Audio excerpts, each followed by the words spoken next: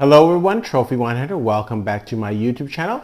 This is my update for June 2023. So what have I got planned for you this month? I've been drinking quite a bit with friends. With the summertime, there's a lot of people that come and visit me. So I've got quite a few reviews that I've already done and we'll be going through over the next month or so. One I'm excited about is part 3 in my Coravin challenge.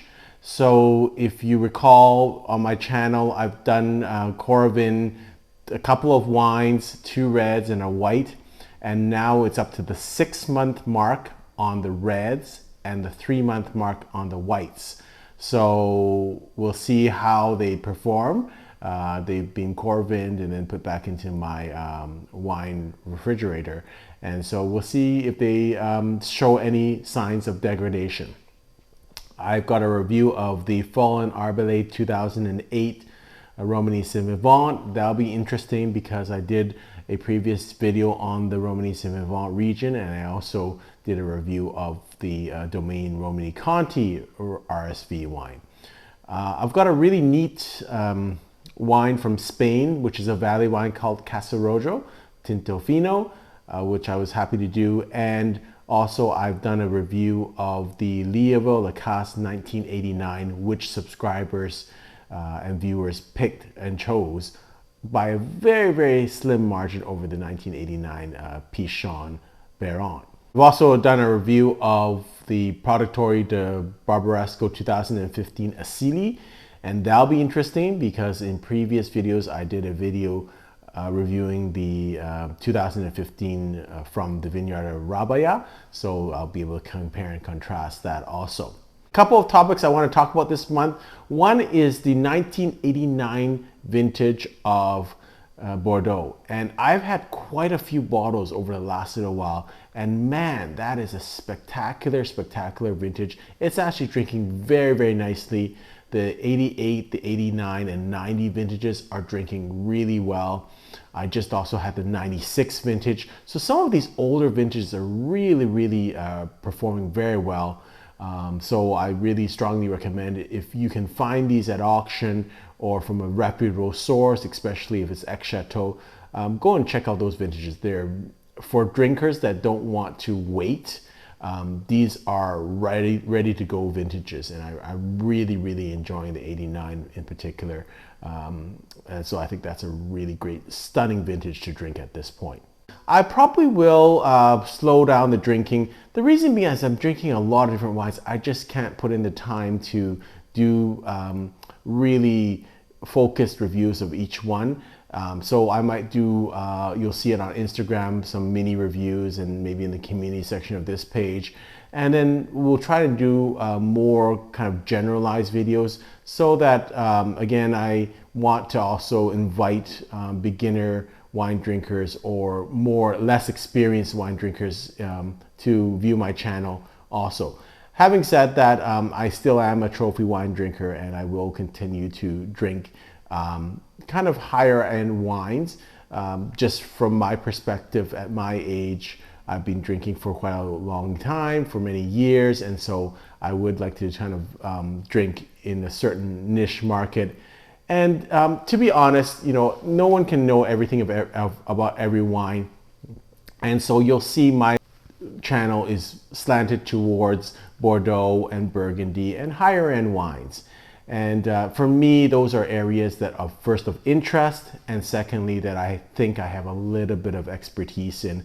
And so I think it's useful to viewers. For me to be reviewing beginner wines or value wines or wines under $10, quite frankly, that's not what I prefer drinking. That's not what I'm good at drinking, and I have no expertise in that area. So that's why it's kind of nice, because with YouTube, there's many other wine channels, some of which I follow myself, and you know, it gives a nice breadth of knowledge, and we have, you know, viewers can have lots of different viewpoints of different types of wine. So I try to present something on my channel that's a little bit different than what you can find at other channels.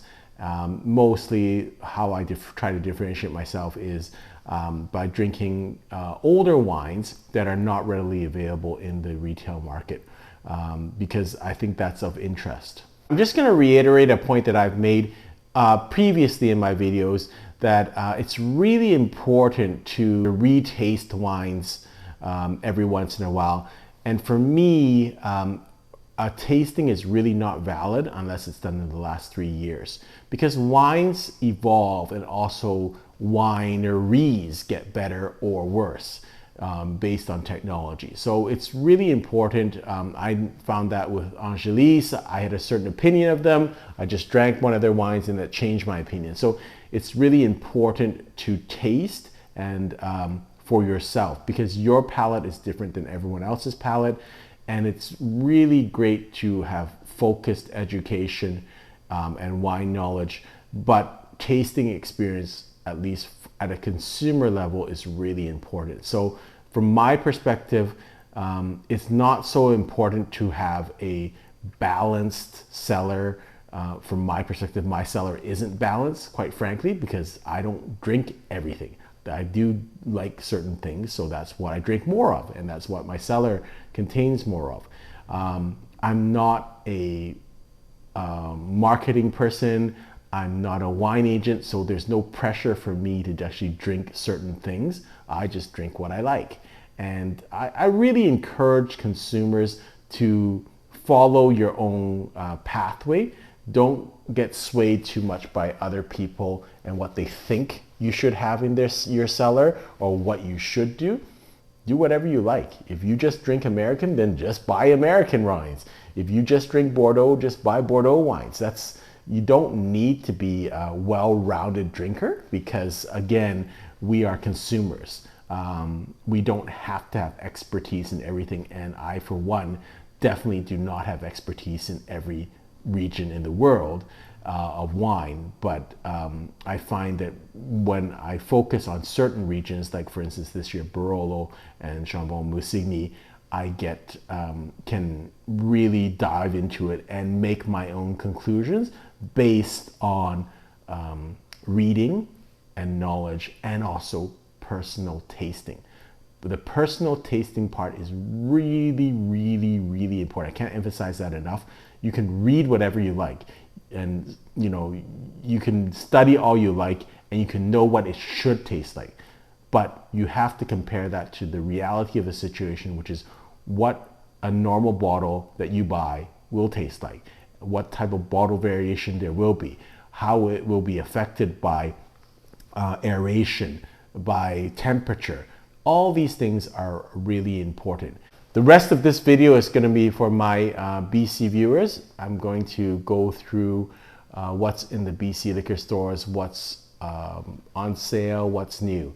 So I hope you'll enjoy the rest of this, and for those who don't stay for the last part, happy drinking. So this is what's new and on sale in BC liquor stores this month. First wine is the 2022 Kim Crawford Illuminate Sauvignon Blanc. I chose this because it's kind of nice with the trend to going towards non-alcohols drink and lower alcohol drinks. So this is a 7% alcohol. So they use some new technology with low vacuum distillation. So it decreases the alcohol content to 7%, but you still get the same amount of flavors that you would with a regular wine. It's only 70 calories and 3 carbs per 5-ounce serving. So kind of for those people that are want to be a little more healthy, and that's a trend going on. It's reduced this month from $22.99 to $19.99. I will mention that there are quite a few Sauvignon Blancs that are on sale this month, so I'm just going to highlight the ones that I think are the best of the lot. Next wine is the Villa Maria 2021 Sauvignon Blanc from a single vineyard called Taylor's Pass. Again, quality producer, a little bit more pricey than normal Sauvignon Blancs, but it's single vineyard. On sale this month from $29.99 to $25.49. Very high ratings for a number of different magazines. Decanter gave it 95 points. I think Wine Spectator is over 90 points. So this is going to be a good quality, higher end Sauvignon Blanc. And the last Sauvignon Blanc I have for you is the 2021 Raoul River Sauvignon Blanc from, again, the Raoul River in the Marlborough region. So I've given you a low alcohol, a higher end, and this is kind of a basic Sauvignon Blanc. You can pop and open. Reduced this month from $22.99 to $18.99.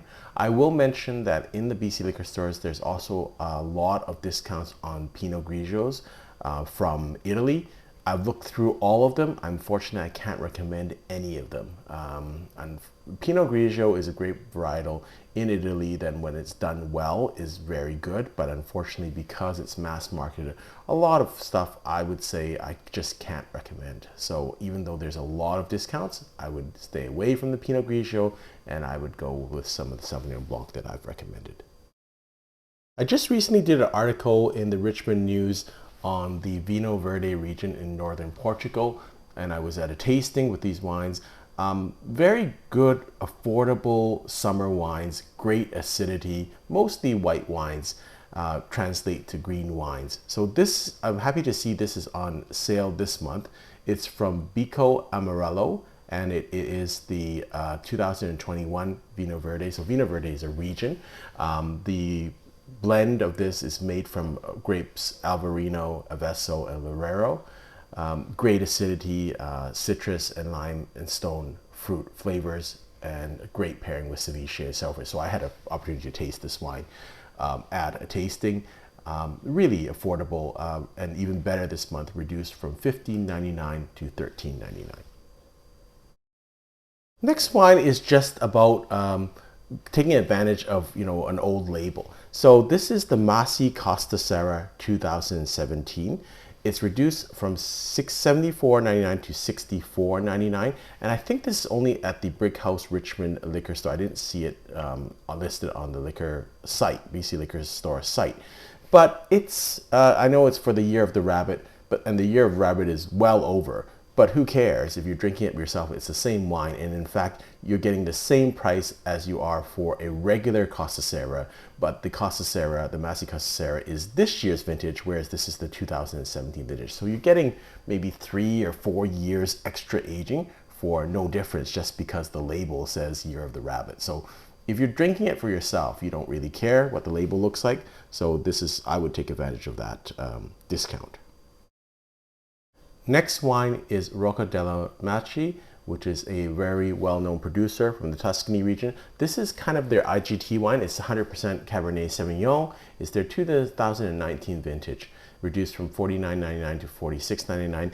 For some reason in BC, we get lower prices for a lot of Italian wines than the rest of the world, and maybe sometimes champagne. Everything else, we're generally speaking more higher priced. So this is kind of a one that, yes, it's definitely more expensive, I think, in most other places in the world. And in fact, if you look at Wine Spectator magazine, I think the release price of this wine was $122. Maybe that's just an incorrect thing, but even if you check Vivino, it's actually probably higher than this price. So take advantage of that if you're in BC.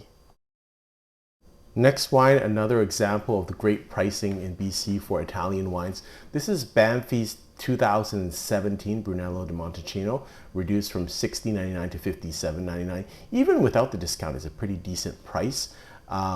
So 2017 wasn't as good a vintage as some of the other vintages, but still pretty decent.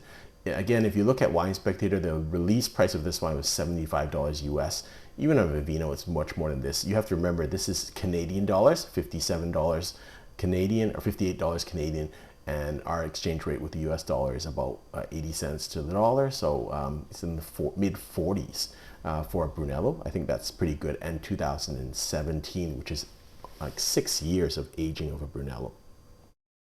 This is a wine I think I featured last month or 2 months ago, which is now on sale. So that's why I'm featuring it again. It's the Massi Frasco di Massi Bianco wine. It's a blend of 70% Garganega, 25% Chardonnay, 15% Pinot Grigio, 11.5% alcohol. This again is a trend with a lot of wineries making lower alcohol wines. This is a pop and open, really fun wine for the summer. I love what Massi is doing here, kind of trying to get out of their cubbyhole in terms of just being known for Amarone. So this is really fun entry-level product that is priced right.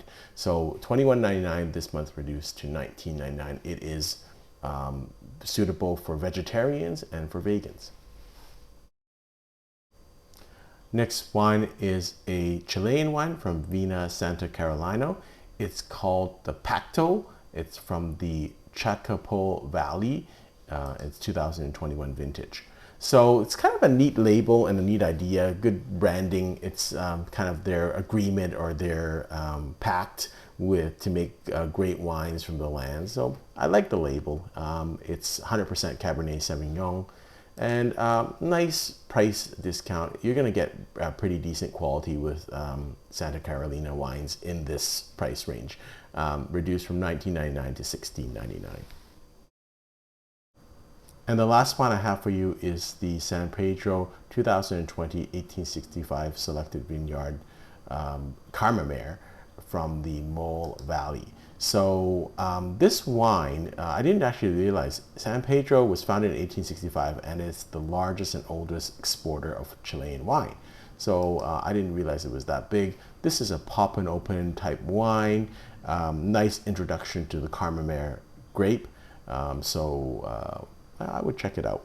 I would also mention that there are some very high-end white wines, Bordeaux white wines, that are on sale this month, everywhere from I think $1,500 to $100. I still think they're a little bit overpriced, so I can't recommend them to buy right now. But of course, if you have the means, it's always good to take care of the discount.